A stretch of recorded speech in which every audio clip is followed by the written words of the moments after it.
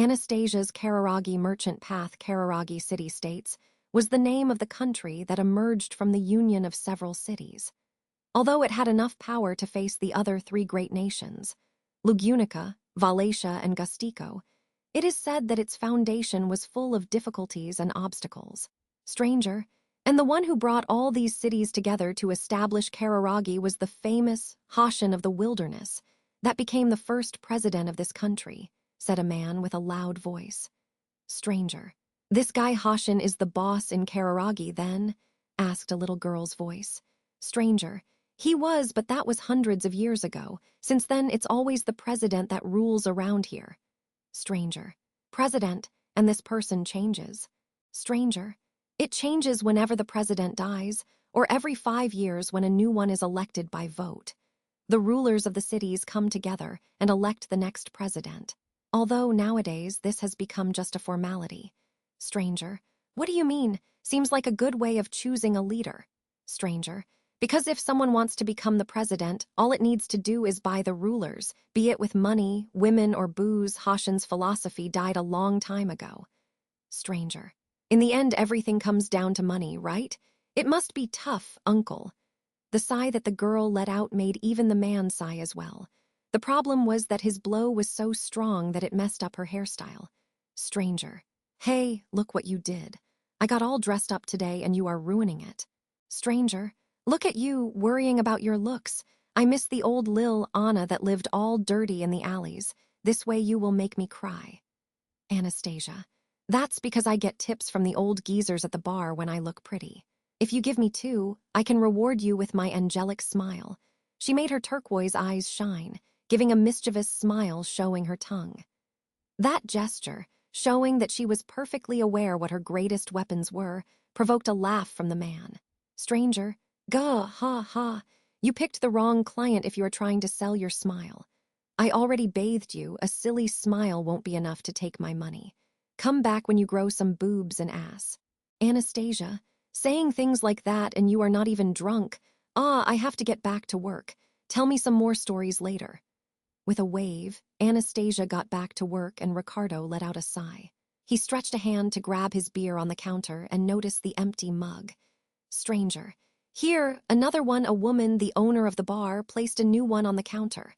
Owner, Anna is a good worker. I have to say, I was worried when you brought her here, but she is helping a lot. We even have clients that come only to get a glimpse of that smile. Ricardo, so it's true that there are Lil Anna fans. I don't get what they see in a midget like her. Owner, she has something that captivates people around her, and you should know that. You were one of her victims, am I right? Receiving winks from the owner, the man just took the cold mug to his mouth.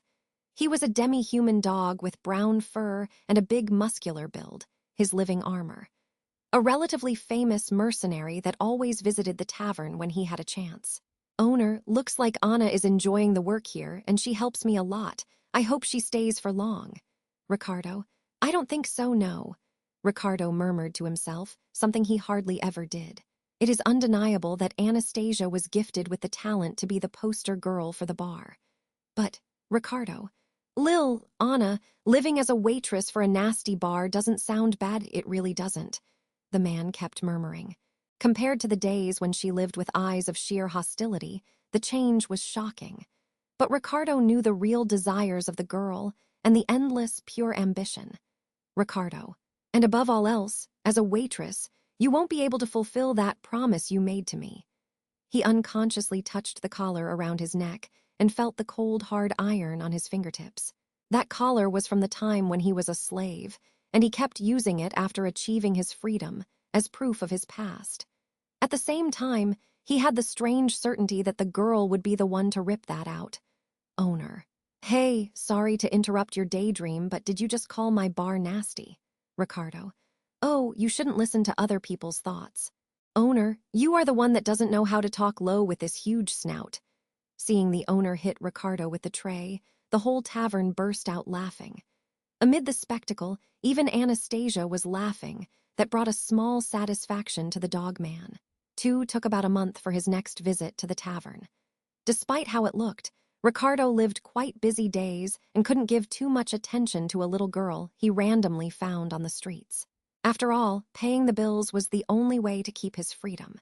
But he couldn't deny his eagerness to see the bold little girl after a month, and for this reason, he didn't hide his disappointment when the owner told him the news. Ricardo, what? Lil, Anna was hired by a trading company. Owner, yeah, it happened all of a sudden, I couldn't believe it myself. Ricardo, what do you mean all of a sudden? She wasn't taken by force, was she? Owner, slow down, that's not what I meant. She talked to them and agreed, no one forced her to do anything. She even gave me some money as compensation. Hey, don't look at me like that, I didn't let her go for the money. Ricardo, I didn't say anything. Besides, I wouldn't leave her with someone I didn't trust. Ricardo couldn't believe he got that shaken with Anastasia's absence. Nevertheless, he kept pressing the owner with more questions, aware that she was a bit embarrassed. Ricardo, anyway, tell me how everything went down. Even if it was sudden, something happened, right? Owner, I'm telling you, it really happened fast. All I can remember is the guy saying he was buying Anna's gift. Ricardo, gift? Don't you tell me it's about her charm with customers, and they are forcing her onto things a little girl should never do. Are you sure it was someone from a trading company? Not a slave merchant, right? Owner, stop coming at me panting like that. I even got his name and all, go check for yourself if you are so worried. It's the Chuden Trading Company, they are based in the far east of the city. Hearing that, Ricardo emptied the mug in a single swig and stood up aiming straight for the door. Owner, hey, do you think beers are free? The owner shouted. Ricardo, put it on my tab, I'll pay next time.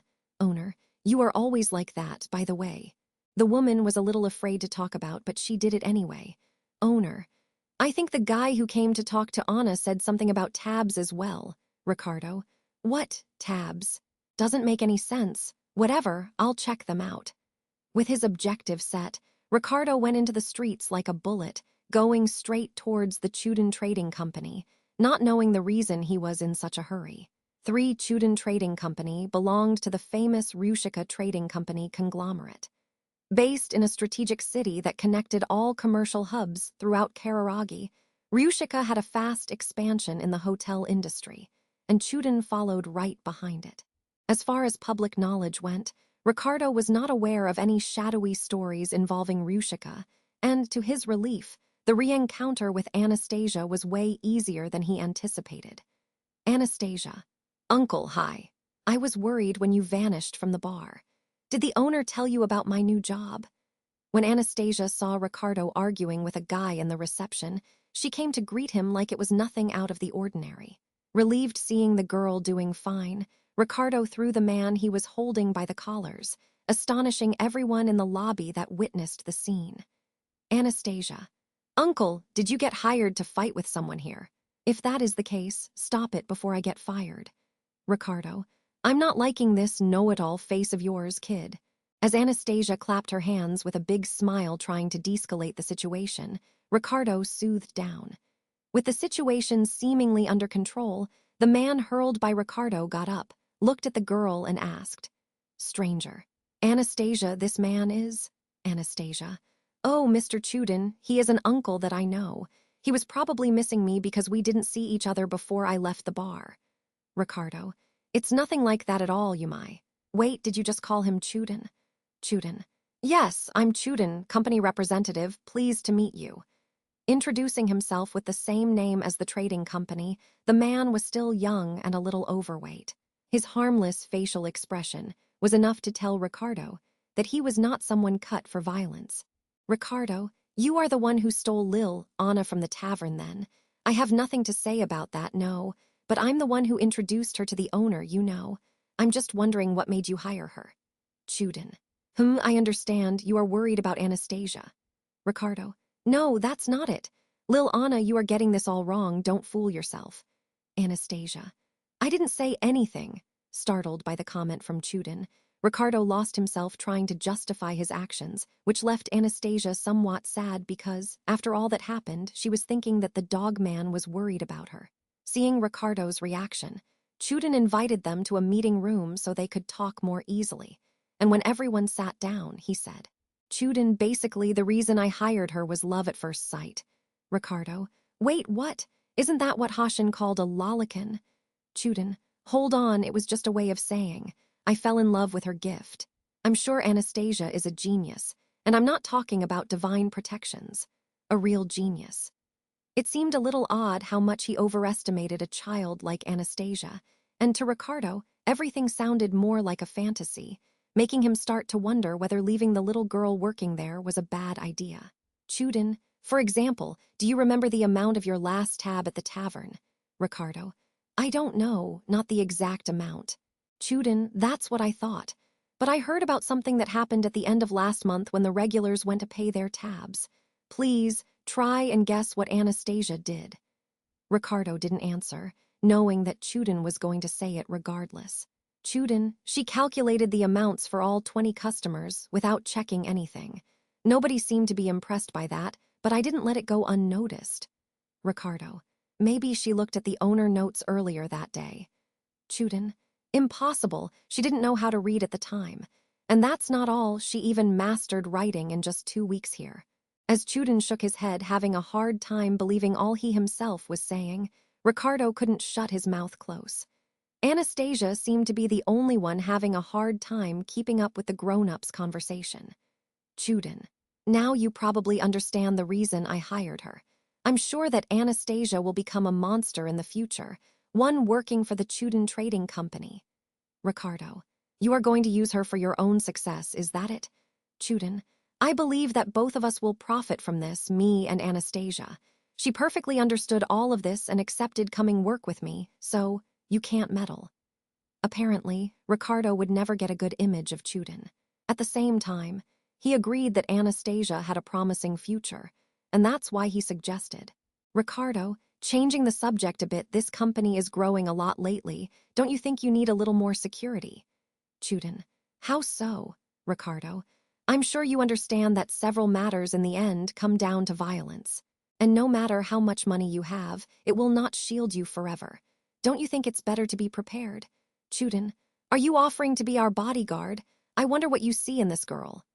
Having understood the real reason behind that offer, the merchant grinned, and the answer came in kind. Ricardo, what I see, my future. The day she takes this collar off me and I become truly free, I think I can see how far I can go. Chuden, very well, we can sort the details later. And just like that, the two men shook hands, surprising the little girl that didn't understand any of that. Anastasia, hey, what did you two agree on? Ricardo, that I'll start working here too. There are a lot of thugs out there nowadays, you know? My presence alone will scare the weak ones. Anastasia, did you really want to be close to me that much? Wow, I'm really a bad woman. Once she understood what it all meant, Anastasia burst out laughing, and seeing this, Ricardo caressed her head, forgetting for a moment how strong he was. Ricardo, giving dreams to someone like me, I guess you are a bad woman after all.